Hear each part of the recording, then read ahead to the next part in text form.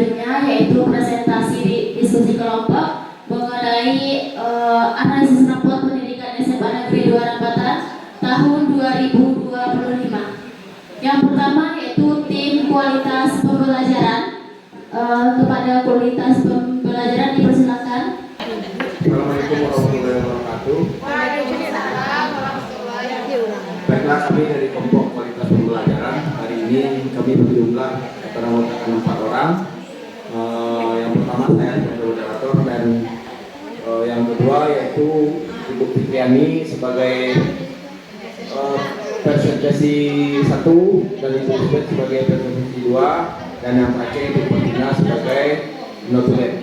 Baiklah, untuk materi yang pertama kita langsung saja akan dibacakan oleh Ibu Fitriani kepada Ibu. Assalamualaikum warahmatullahi wabarakatuh. Waalaikumsalam warahmatullahi wabarakatuh. Baiklah, terima kasih moderator dan rekan-rekan kesempatan. Kita langsung saja kepada inti dari penyusunan RKT berdasarkan analisis rapor pendidikan, yaitu untuk kualitas pembelajaran. Nah, untuk kualitas pembelajaran berdasarkan rekomendasi rapor pendidikan ada 2. Nah, saya akan menyampaikan yang pertama, yaitu khusus tentang D1 kualitas pembelajaran level 1 indikator utama kualitas pembelajaran, level 2 sub indikator D12 metode pembelajaran, di mana kegiatan yang akan dibenahi yaitu praktik pembelajaran interaktif yang sesuai dengan tujuan pembelajaran dan karakteristik siswa yang dapat mendukung peningkatan kualitas pembelajaran.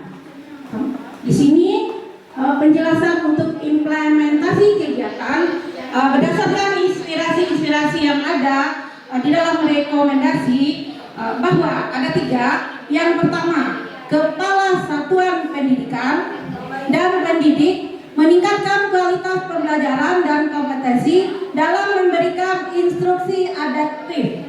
Kemudian, dan panduan pembelajaran interaktif melalui pelatihan dan refleksi untuk mengembangkan karakter peserta didik yang bersifat holistik, mencakup komponen pengetahuan afektif, keterampilan, dan perwujudan dalam perilaku implementasi dan dalam perilaku.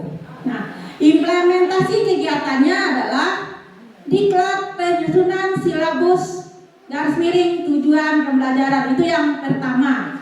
Nah, apakah kegiatan membutuhkan biaya? Kegiatan bos reguler, pelatihan ya, refleksi tidak. Nah, di sini yang dimintakan di situ adanya pelatihan tentang instruksi adaptif dan pembelajaran interaktif. Nah, pembelajaran interaktif sudah kita laksanakan semester ini. Kita nggak pakai pelatihan, kita lakukan di dalam tombel kita. Nah, nanti kalau kita ingin berupa diklat khusus untuk yang semester berikutnya, kita kan untuk tahun besok, berarti kita mungkin nanti akan memilih instruksi adaptif. Mungkin kalau kita butuh pelatihan, kita pelatihan. Kalau tidak, kita seperti kemarin kita mandiri saja. Kemudian kita lakukan dalam tombel. Kalau ada nanti diklat, di sini diusulkan perlu diklat, perlu pelatihan. Nah, itu yang pertama. Kemudian yang kedua, berdasarkan inspirasinya, kepala satuan pendidikan dan pendidik merancang serta mengimplementasikan strategi peningkatan kualitas metode pembelajaran yang interaktif melalui aktivitas intrakurikuler, kokurikuler, dan atau ekstrakurikuler. Implementasi kegiatan berupa, nah di sini berdasarkan rekomendasi dia mintanya berupa perlunya keterlibatan orang tua, wali murid, dan masyarakat. Nah, jadi karena di sini kita perlu ada terlibat orang tua, masyarakat, maka mungkin bisa kita laksanakan ini semuanya masukan-masukan kita dalam rapat komite. Jadi kita undang stakeholder, baik itu mungkin pengusaha industri, pengusaha kreatif, kemudian siswa, orang tua, atau alim ulama segala macam yang bisa membantu kita memberi masukan tentang ekstrakurikuler, kokurikuler, dan yang lain-lainnya itu. Nah, tuh, ini usulannya berdasarkan yang Bupit baca berdasarkan inspirasi dan usulan rekomendasinya. Kemudian yang ketiga, kegiatan BOS reguler rapat komite perlu dana, iya. Nah, kita lanjut yang ketiga, pendidikan mendorong pelaksanaan program dan kebijakan yang mendukung aktivitas pembelajaran konstruktif, baik dengan anggaran maupun tanpa anggaran, untuk dapat mengembangkan kualitas pembelajaran yang terlihat dan meningkatkan kualitas interaksi antara pendidik, peserta didik, dan materi pembelajaran dalam proses pembelajaran. Implementasi kegiatan berupa peningkatan kompetensi guru untuk memahami karakteristik dan cara belajar peserta didik. Jadi kalau yang ini mungkin karena di sini ada dimintanya pembelajaran konstruktif, kita mungkin butuh juga sama kayak adaptif tadi, mungkin kita butuh juga pelatihan. Kalaupun tidak ada, nanti kita tetap dalam kombel kita. Dalam kombel kita melakukan penambahan peningkatan kompetensi tentang pembelajaran konstruktif. Mungkin pembelajaran konstruktif mungkin untuk tahun depan kita milihnya adaptif.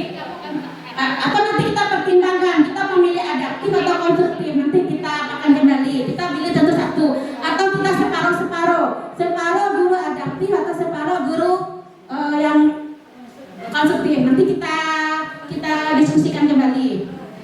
Nah, di sini rekomendasinya yaitu pelatihan dan kombel perlu dana, iya. Nah, demikian Bapak Ibu untuk yang indikator kualitas pembelajaran yang pertama yang harus kita benahi. Untuk selanjutnya yang kedua, kita berikan kesempatan kepada Ibu Lisbeth. Baik, bismillahirrahmanirrahim. Kelanjutannya Bapak Ibu dari kualitas pembelajaran tadi, apa saja akar masalahnya? Yang pertama level 1, indikator utamanya berupa refleksi dan perbaikan pembelajaran oleh guru. Dan level 2-nya subindikator belajar tentang pembelajaran. Nah, kegiatan yang akan kita benahi yakninya aktivitas belajar guru yang bertujuan meningkatkan pengetahuan dan keterampilan mengajar merupakan salah satu faktor yang mempengaruhi kualitas pembelajaran.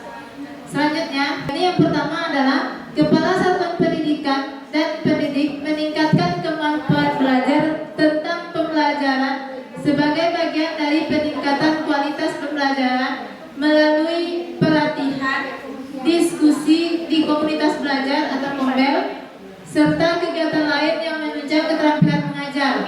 Implementasi kegiatan dalam bentuk pelaksanaan kegiatan komunitas belajar di satuan pendidikan.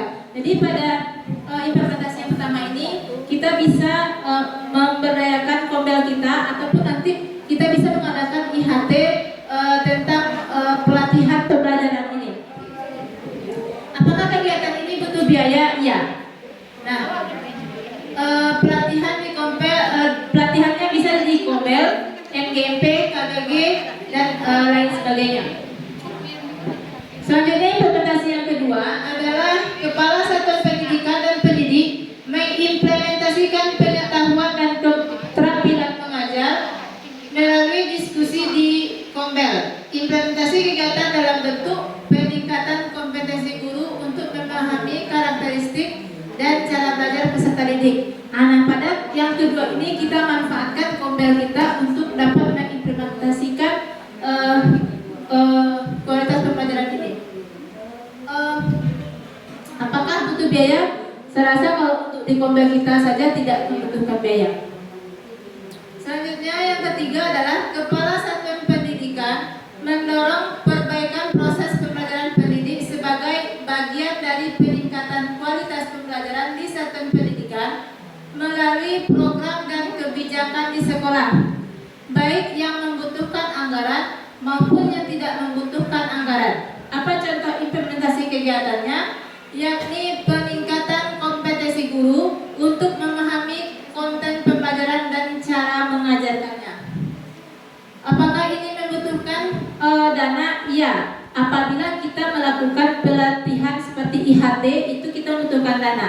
Dan ini juga bisa kita laksanakan di kombel sekolah kita. Saya kembalikan ke moderator.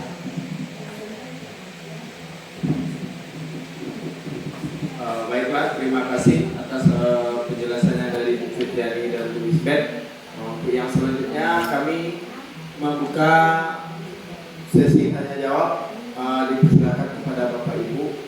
Kami menampung 2 pertanyaan dari Bapak Ibu. Silakan. Sudah. Oke, terima kasih banyak atas perhatiannya. Kami akhiri dengan wabillahi taufiq wal hidayah. Assalamualaikum warahmatullahi wabarakatuh. Waalaikumsalam.